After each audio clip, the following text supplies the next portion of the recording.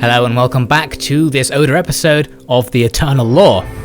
On the last Oda episode we saw a defense of Echigo province against the Honma attackers who were utilizing loads of bowmen, and eventually we did manage to defeat them, though those bowmen did inflict heavy casualties. On the west side, General Muneyori pushed out and attacked Tajima, an Amaco holding, taking the province and expanding our holdings over there. Then the Uesugi mounted a fairly hefty attack on Kosuke province. General Kiyonori had to fight with his own sword to defend the castle against the enemy attackers, but eventually we managed to steal a victory. Then Nobuhide, after a long build-up of troops, attacked Setsu province of the Hatakeyama and took it. Then a combined Hatakeyama and Honma force was threatening Echigo, so General Toyotomi led all of the Oda men in the area to sally out and attack them.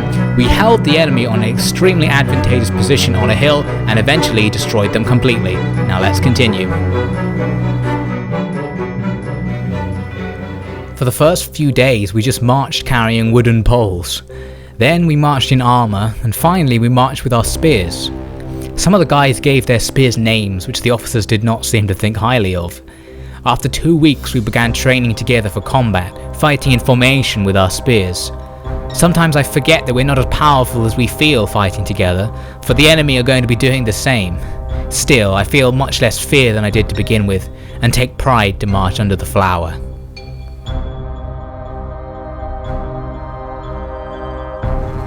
So these are the battle results from General Toyotomi's attack on the Honma Hatakeyama coalition. 500 casualties, what's that, 3,600 losses for the enemy?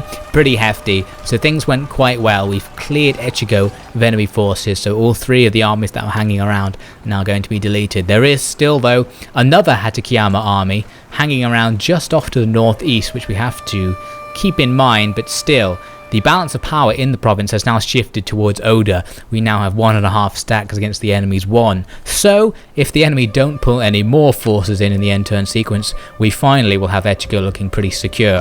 Although half the infrastructure is still damaged, so it'll take a little bit of time to get it back to full working order. So for now, Toyotomi is going to hang around and wait to see what the enemy do. So as we went into the next end turn sequence, an Amaco army marched to counterattack Tajima. Luckily, Muneyori was sitting outside the castle in ambush position, pulling out the classic open fort strategy, and it worked. We were able to ambush the enemy. So we're going to head down onto the battlefield, see if we can wipe out this enemy force, which is just a little bit weaker than us according to the balance bar. The ambush begins, and in a standard ambush technique I've deployed on 2 sides of the enemy's formation, which is in a column in the middle. Unfortunately, my northern attack group was slightly off-center, so it's going to have to come in at an angle to attack the enemy, which isn't ideal. The southern group is going to have a more direct route into the enemy ranks. The enemy themselves, you can see, are just scattering in loads of different directions. I think they weren't sure whether to counterattack or whether to rush up and defend the hills which they were right next to. Their cavalry had a very clear mind that they did want to counterattack. So their general rushed into a spear wall and is taking gunfire, and their general was killed right at the beginning of the battle there, so the enemy's morale is going to suffer as a result.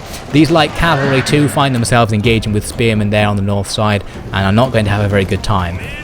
So the south part of the battle is mostly all of my katana samurai, who are quite veteran. We're talking levels 4, 5 and 6, and these enemy katana samurai just aren't up to the same standard, so I was willing to just let these groups of katana samurai engage each other because I thought my groups are definitely going to win out. You can see I'm also outflanking the enemy, and once my groups on the north side get involved, I can almost completely surround them because their sort of mangled defense over this hill doesn't have much structure to it, so there's not much to stop me coming in behind the enemy units.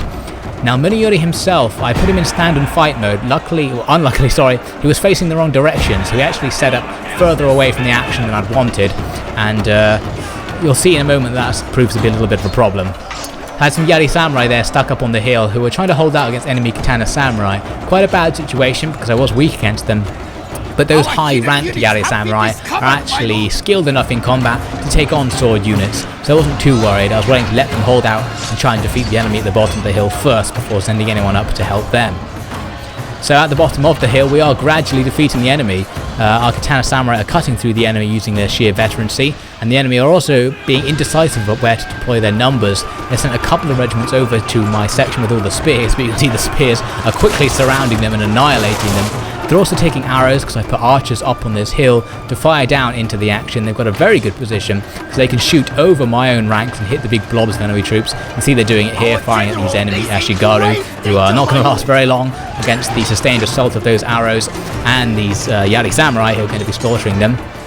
Now here's the bad situation that began to arise as a result of Muneyuri's poor stand and fight positioning. He is being attacked by an enemy unit that circumvented my ranks, and because he is away from the main body of the army, I can't very easily break off units to come and save him. I've managed to get one unit of Yari Samurai over, who are attempting to distract the Katana Samurai, but Muneyuri is in trouble, and I'm also unable to move him because once you enter stand and fight formation, you're not allowed to stop standing and fighting for I think it's a minute or so. So I have to wait probably a few more seconds before I'm even able to attempt to get him back to the horses. And unfortunately the enemy are sort of blocking my route to the horses. But even when I did stop, I could be in trouble. Here's Muneyuri himself, who is now fighting hand to hand with the enemy. A very risky situation. If Muneyuri was to die, we would be losing our most important asset in the whole of Oda's military. So he really needs to stay alive, and I was hoping he would do so. He managed to cut down a few opponents himself, and then, since the rest of the enemy army is getting defeated, the enemy's morale decides to break, and my Yari Samurai are able to slaughter the rest of the enemies there, and Muneyuri is safe. So a bit of a dodgy situation, but we got away with it. You can see the floor is covered in the brown armour of the enemy bodies and very few yellow ones. The Oda troops were very effective at cutting the enemy apart. So a decisive victory has been won. The Amaco force is going to be completely destroyed in this rout, which means Tajima province is safe from the counterattack that they were surely planning. The only question is, how many men did we lose, and are more men going to come to challenge the survivors of that battle? Well, to find out, we'll now head back to the strategy map.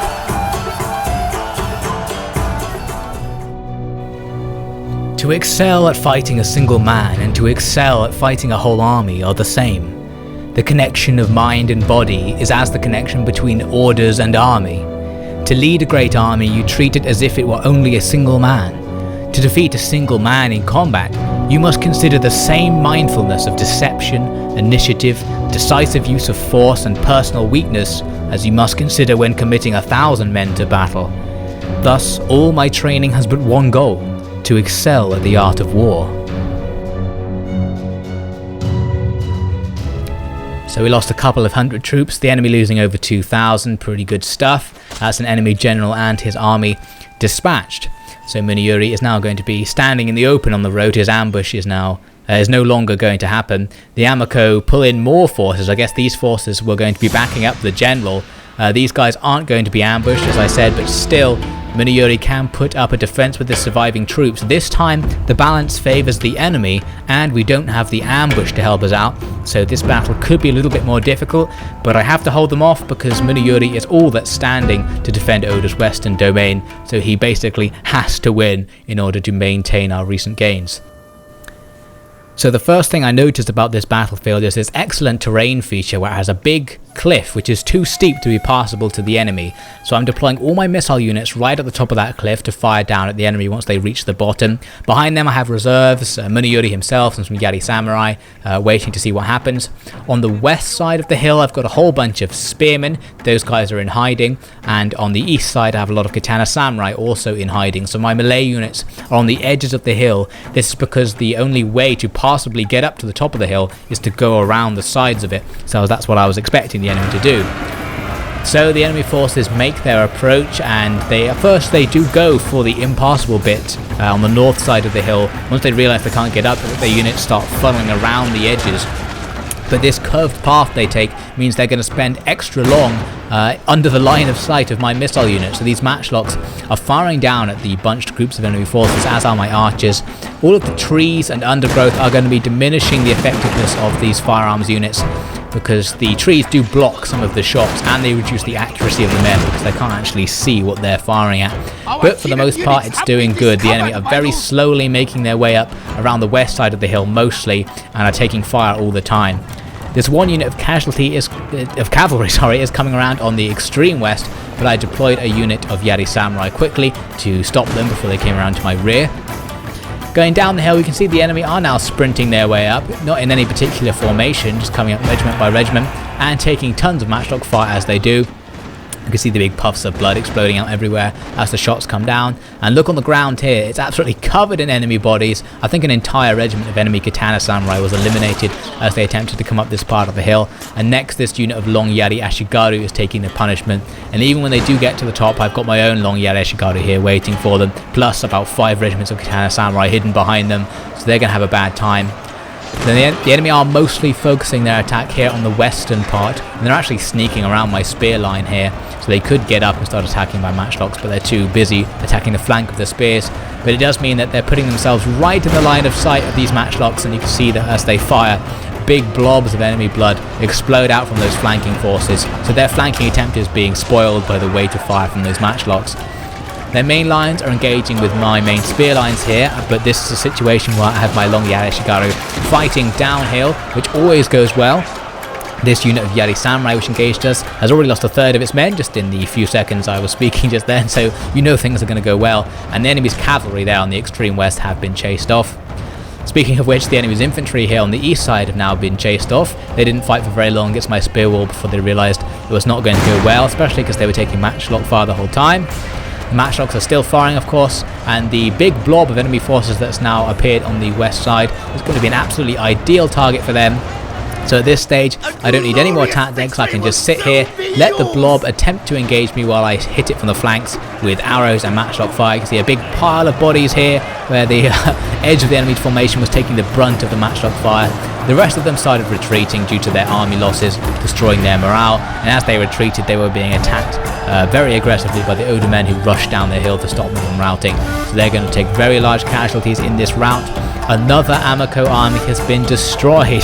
So in the past 10 minutes, we've defeated 2 Amaco stacks, and saved Tajima using the same army, and we barely took any losses. Looks like we lost a couple of hundred troops, the enemy again losing 2,500 or so. An absolutely superb result. Don't really think the Amaco are going to have much more than that. So Tajima is now safe for now. I've probably got a good turn or two before they can get more stacks to attack me. So good work, Muniyuri. Now in the rest of the end turn sequence, we see a Hatano monk get killed by Nobuhide, which is good news. But then a Hatano Metsuke comes up to Tango and bribes the province to change allegiance completely over to the Hatano clan. Very interesting, we suddenly lost the province there.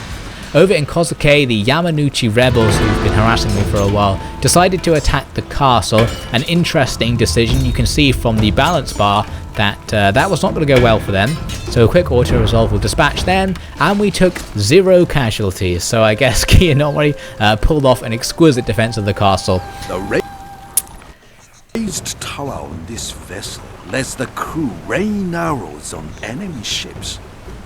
Boarding attacks by larger ships can be difficult to fight off. So I've recruited my first siege tower, Bune. I think that's down in Owari. I'm starting to try and build up my naval presence because it's very weak at the moment.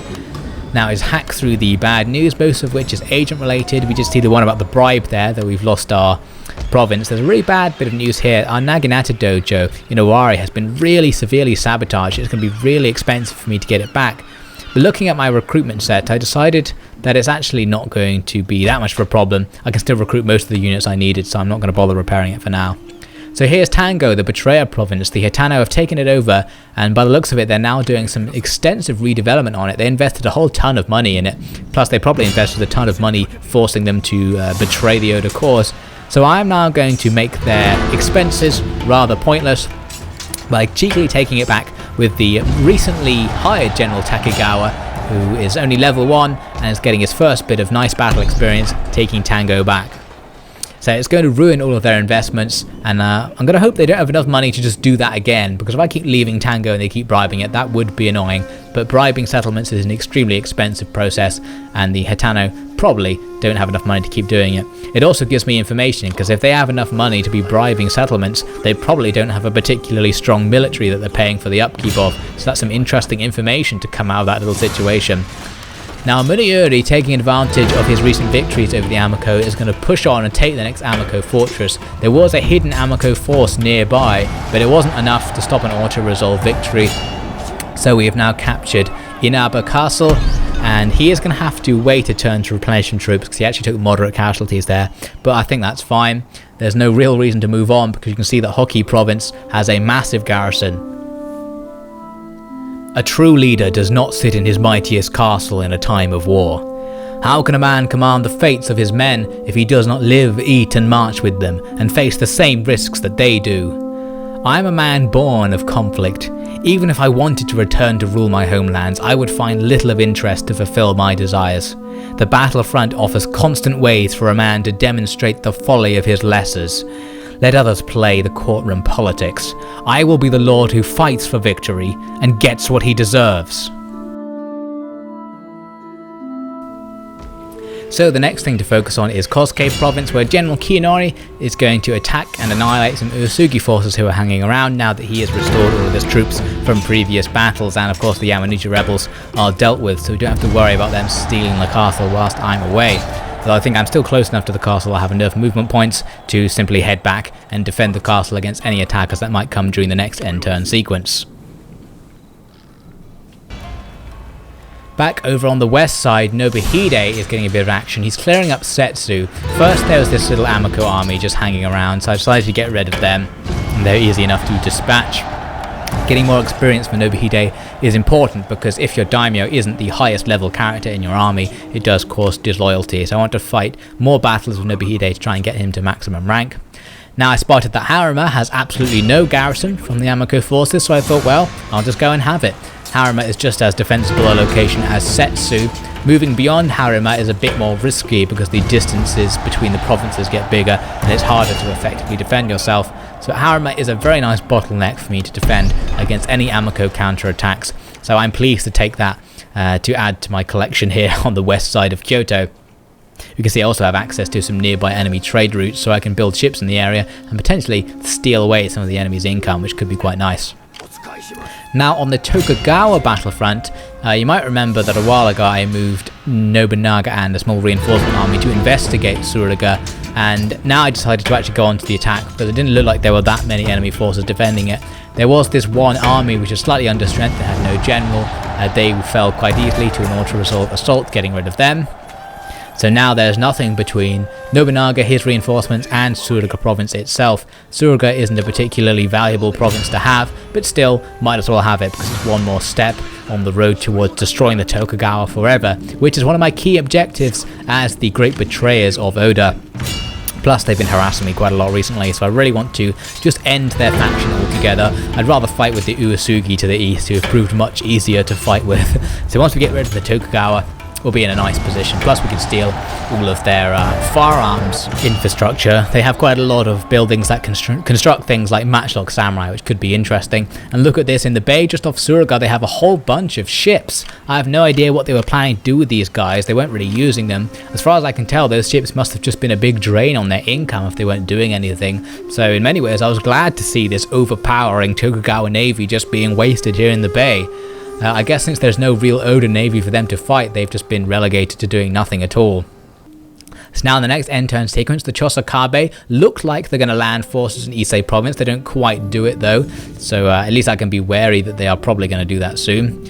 Over on the west side, the Amaco are going around and just marauding our recent gains. They're not actually attacking though, I guess they don't quite have the strength, but still they're reducing the economic value of our gains, so still a good move from them.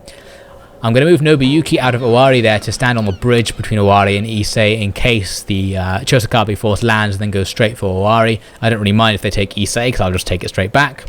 Over in Setsu, I wanted to see if I could take Tamba province. So I moved this army, which previously was Nobuhide's reinforcement army, to go and see what was going on. And then I realized immediately that this was a terrible move, because now the Hitano armies can simply double team that army and take it out if they want to. The only way I can stop them doing this is by attacking with General Tokugawa down from Tango, but that would require him taking on the two armies as well. So a very bad situation. I should have just sent one unit to guard. I guess I was assuming the Hitano would not have many forces given their brazen use of money recently. I thought they probably only had one stack, but seeing they have two stacks has ruined my plans and I've put myself in a dangerous situation. So now I started trying to plan for ways to get out of that. Meanwhile, over on the Tokugawa front, I'd spotted a little weakness of the Tokugawa. I noticed that they have a province just to the southeast of Suruga province, which has a gold mine and has barely any defenses whatsoever. So I thought, I'm just going to steal this province. I sent Nobunaga to go and besiege it. He had a small advantage initially, so I decided to move up all of the reinforcements as well to maximize our advantage so we don't take too many men in the assault. This is Izu province by the looks of things, one of the few gold mine possessing provinces in Japan. It's very valuable, worth around 4,000. We can see there was Suruga was worth something like 500, so this is a much better capture. I don't even care if the enemy simply counterattack and retake Suruga, because holding Izu here is going to be much more important. So we've taken the province, very nice. I'm going to repair the castle and soon that'll be back to economic order and we'll be making some nice money off it, and more importantly, the Tokugawa won't. So with the situation in Setsu with the reinforcement army, I decided that I would temporarily abandon Harima altogether since I couldn't see any Amaco forces off to the west, and it'll take them quite a long time to march to Harima, so I thought if I can't see them, there's a good possibility they can't even reach it this turn. So I'm going to risk having no garrison there whatsoever, move Nobuhide up to support that army, which means if it does get double teamed by the Hatano, we'll actually have a pretty good chance of victory. Now over in Inba, where the Amaco have been raiding all of my infrastructure, I decided to try and get rid of them. I simply attacked their raiding army. They retreated, which just tells me that they know they have a disadvantage. Now I was wondering whether to go after them. I spotted that Shimazu force sitting there. I thought that Shimazu force probably hasn't been sitting there for the whole game. It's probably been walking from Shimazu for the whole game and is now about to attack us. So instead I set up an ambush to receive their attack. I hit the end turn sequence and sure enough that's exactly what they did. They're going to walk right into my ambush. So now it's a nice opportunity for me to dispatch this Shimazu army. It's been a long time since the Oda men actually fought a Shimazu army. I think it might have only happened once before, so the Shimazu haven't really been involved in this war, but now our western domain is actually getting closer and closer to their border, so these guys are going to be our new enemies. Let's see how they perform on the battlefield.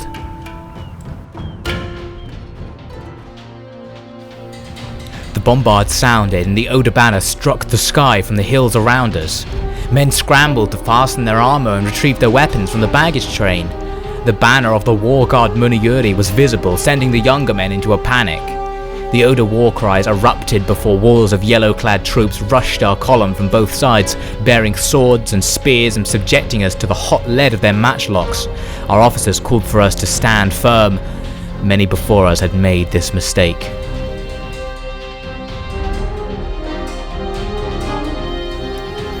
So I'm using the standard ambush strategy of having the swords attack on one side and the spears on the other. Here are the swords on the east side. The enemy are just rushing around crazily in the middle and the spears are coming in from the west. So the enemy immediately cavalry charged my swords, but then curiously they stopped just before they impacted. So instead it was me charging them and I did devastating damage. You can see the front lines of their cavalry unit got wiped out. Further down the line the enemy did a proper charge. You can see my swords have been completely broken out of formation and are now dueling with the enemy's cavalry. But the enemy infantry wasn't coming in fast enough to exploit that lack of formation. So I was able to defeat the cavalry and form up again to fight the infantry normally. So they missed a trick there, unfortunately. Here I had my lone sword Ashigaru accidentally outside my spear line. I think I gave them a mistaken order. So I'm pulling them back behind the spears to draw the enemy into the line. The line is taking heavy arrow fire from the enemy's bow samurai and bow Ashigaru. But I'm going to tolerate that because for now I actually have nothing who can go out and take out those archer units. I'm going to have to just take it while I defeat their main units. Over here on the east, it's a duel of swordsmen. The enemy are using the Shimazu Katana Samurai, who are specialist Katana Samurai units who only the Shimazu clan can recruit. However, my men are quite veteran, which means we're probably still evenly matched, so I wasn't too worried about taking on those specialist units. Out here on the north side, I decided to initiate a duel between these bow samurai and a unit of my matchlock Ashigaru. In some ways it was an experiment to see that which side would win one-on-one. Both sides have a pretty clear line of sight, so we're just going to fire at each other. To begin with, I'm taking all the casualties because my men take ages to line up their shots. When they do finally fire, the enemy bow samurai get annihilated. They're already down to almost half strength. So after just a couple of seconds, I've jumped ahead in that duel, and now my unit's going to win pretty much outright. So it was a little test that proved that matchlock Ashigaru are completely superior to the way more expensive bow samurai in an open engagement. So now the enemy here on the west side have been pretty much defeated. Some of the survivors are still routing away, but my spear lines are now freed up. Here I accidentally ordered my matchlock Ashigaru to go into melee with the enemy's archers. At least that's a good thing because it stops the enemy firing. And those veteran matchlock Ashigaru are actually pretty damn good in melee combat, so they did just fine basically. Back up here on the east side, we've now defeated most of the enemy. They just have these Katana Waco who are no match for my actual Katana Samurai. So I'm going to cut through them. There's still some more Ashigaru cavalry left over who are going to retreat. And as they go, the rest of the Samurai go as well. A mass rout ensues. The battle is over. So we can see I kept almost all of that matchlock Ashigaru unit intact and defeated almost all of the bow samurai unit. A clear demonstration that those cheap matchlock Ashigaru really are worth the very limited amount of money you have to pay for them. And here are some more of those matchlock Ashigaru giving a pursuit by fire some of the last enemy survivors rushing off the field. So a nice and relatively easy decisive victory for the Oda clan. This Shimazu army has been destroyed, so the Shimazu haven't made themselves a force to be feared in my campaign. Let's see if they can put up any more of a better fight later on. So now let's head back to the strategy map and check the actual battle results. We lost a few hundred troops then, defeated a few thousand. Actually not an absolutely amazing result, not as good as the recent ambushes we've had with Miniyori, but still the Shimazu are defeated in the area and the area is safe. Whilst on the opposite side of that coin, it looks like Mikawa province is about as unsafe as it could possibly be, because that Tokugawa main force, who a very long time ago I was worried had hidden itself somewhere in Mikawa, finally emerges after many turns of hiding, so many turns that I just abandoned looking for them. So they were quite sneaky in that regard and stole Mikawa from me, which is actually a very dangerous situation. I think that's their daimyo leading the force there. Also the Chosokabe landing forces in Owari makes the local situation there even worse. So Nobuyuki, who's hanging around, is going to have to deal with a couple of threats there. Before we get to that, I'm going to deal with the Hatano clan. Luckily for me, they didn't exploit my local weakness where they could have attacked Nobuhide and his support army and perhaps had a balanced fight against them. And because they didn't choose to do that, I'm going to get the opportunity to defeat them entirely. First, I'm going to push their army outside the castle away, so the castle itself is vulnerable. Now I have 3 armies in the area who can gang up on the castle.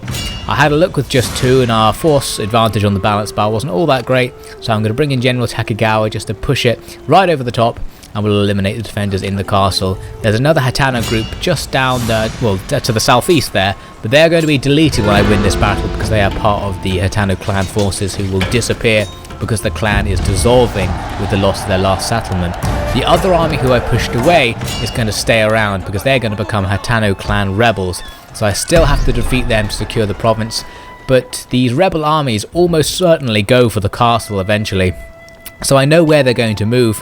I can take this freedom to position an ambush on the road in front of the castle so I can stop them with ease. Nobuhide himself needs to start heading back to Harima because the Amaco forces could invade there any time, so I need to get some forces back there. Takegawa is going to take care of that ambush with support from the forces inside the castle. Now down in Owari, Nobuyuki is first going to turn to the Chosokabe situation. I got all the forces I could together and attacked them. The Chosokabe retreated in a slightly unfair way right through all my zones of control and went and sat in Ise province. Now I can't attack them because that would leave me very exposed to attack from Mikawa towards Owari. So I kind of have to make a tactical choice about what I'm going to do. I can't protect all the angles here. It's a very inconvenient situation. And of course the Tokugawa could go towards Totoimi and even Suruga province and retake all the provinces I recently took from them using Nobunaga's advanced vanguard army. So I'm going to have to make these decisions and you'll see the ramifications on the next Oda episode.